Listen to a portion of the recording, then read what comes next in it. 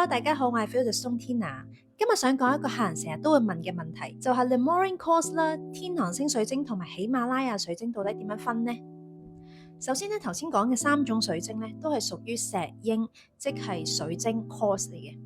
咁所以如果你見到佢哋係呢一種透明啦，或者係大白色嘅話咧，其實佢哋無論係俾咩名稱咧，都係屬於白水晶類。好啦，咁其實全部都係白水晶。咁到底我哋所講嘅 Lemoine Quartz 啊、天狼星水晶同埋喜馬拉雅水晶係有咩分別呢？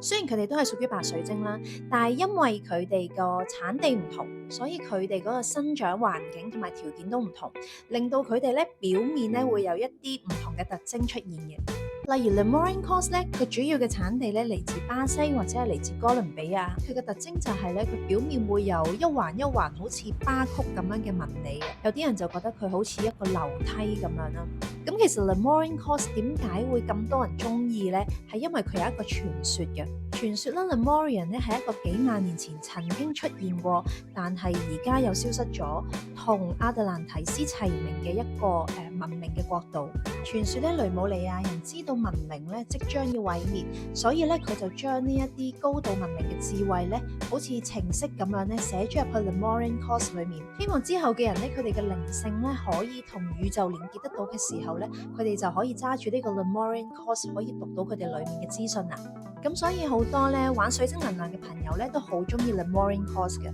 佢哋希望咧拎住 Lemoine Quartz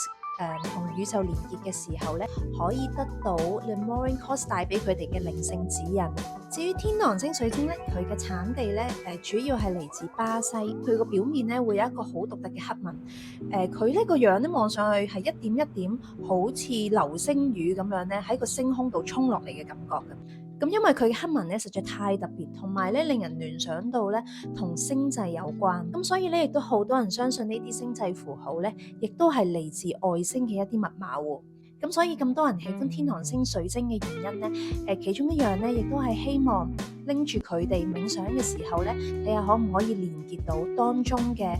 關於宇宙或者係關於外星嘅奧秘。最後就係喜馬拉雅水晶啦，叫得喜馬拉雅水晶咧，就係因為佢哋係生長於喜馬拉雅山脈嗰度嘅。咁至於喜馬拉雅山脈咧，就橫跨6個國家，而我哋喺市面見到嘅喜馬拉雅水晶咧，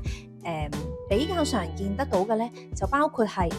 尼泊爾啦、印度、巴基斯坦。喜馬拉雅水晶咧，因為佢採礦嘅時候喺高海拔嘅地方啦，咁所以咧佢需要用到礦工係用人手去採礦，